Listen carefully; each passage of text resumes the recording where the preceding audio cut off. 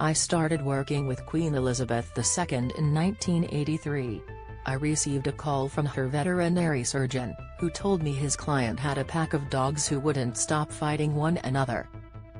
At first, he was quite coy and didn't explain who the client was, but as soon as he indicated the location and the breed of dog, 9 Pembroke Welsh Corgis who lived at Windsor Castle, I was pretty certain that it was the Queen.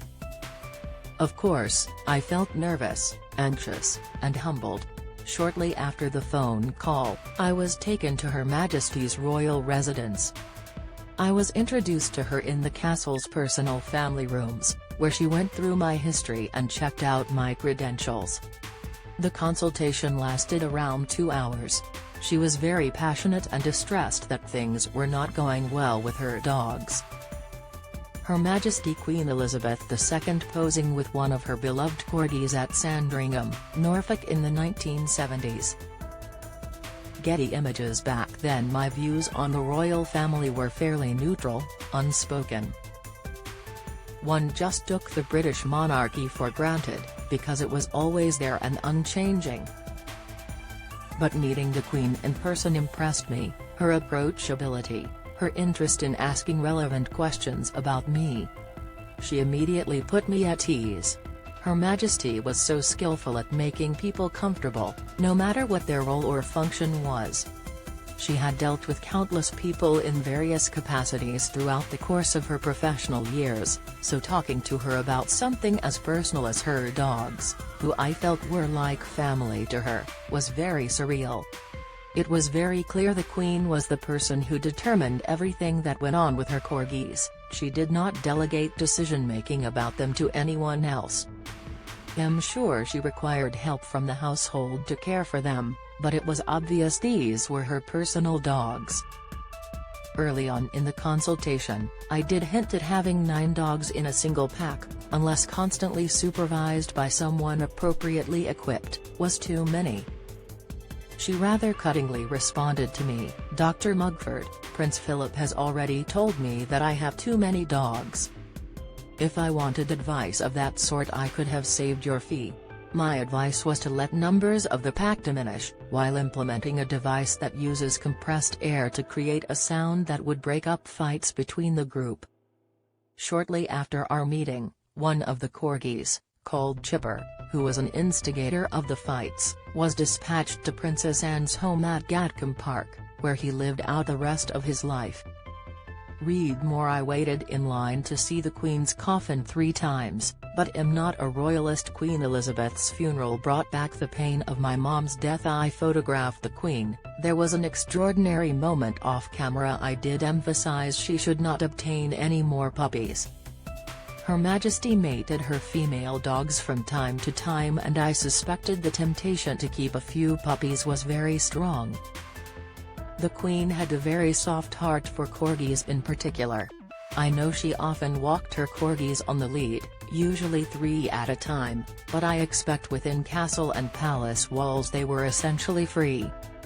The sheer number of dogs was a very impressive sight. Of course, she knew each one by name. Her Majesty would supervise when and where her corgis were fed. I once witnessed mealtime and saw staff from the kitchen enter the room with a large tray carrying 9 individual bowls. They weren't standard dog bowls, they were made of china, porcelain, and silver. There was no commercial dog food in sight. They were fed recipes that Her Majesty herself would determine, which included homeopathic vitamin and mineral supplements to ensure their health and longevity. She really was a very hands-on owner. The Duke of York with the Queen's 2 remaining corgis, Newick and Sandy, at Her Majesty's funeral. Getty Images. I was even told by sources close to Her Majesty that she would always personally pick up her dog's mess during a walk. Now, whenever I see a dog owner who doesn't pick up after their dog, I say, if it's good enough for the Queen, it's good enough for you. In 2016, Her Majesty had decided not to own any more corgis and went years without the companionship of her beloved dogs. However, when Prince Philip was hospitalized in 2021, her son, Prince Andrew, gifted the Queen 2 puppies, Fergus and Mick, to cheer her up. When Fergus sadly died, he later donated another corgi, named Sandy, as a replacement. I'm glad that in her latter years she had the company of those dogs, which she loved so much. I'm pleased her corgis helped her through those tough times, including the loss of the Duke of Edinburgh. I think psychologically it was so important for her happiness. I expect her 2 remaining corgis, Muick and Sandy, were used to being cared for by various other members of the royal family, including the Duke of York. It's actually very pleasing to me that they are going to be living in Prince Andrew's home, the Royal Lodge on Windsor Great Park. Roger Mugford is one of Britain's leading animal psychologists. Roger Mugford I visited the Royal Lodge to work with Prince Andrew's Norfolk Terriers 3 years ago. I saw the environment at Windsor Great Park, which is obviously a pretty darn good place for a corgi to be. It will be a perfect setting for those dogs, it's fully fenced and escape-proof. Dogs form a strong attachment to a location, especially the wider geographical area.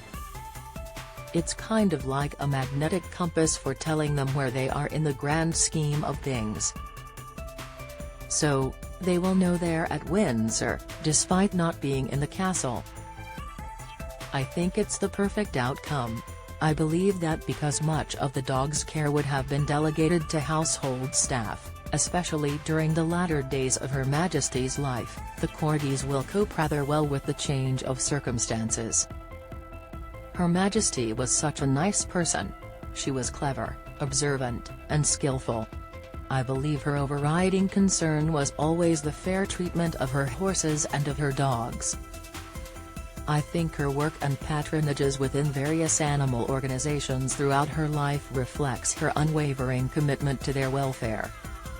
Dr. Roger Mugford is one of Britain's leading animal psychologists, author and animal welfare advocate.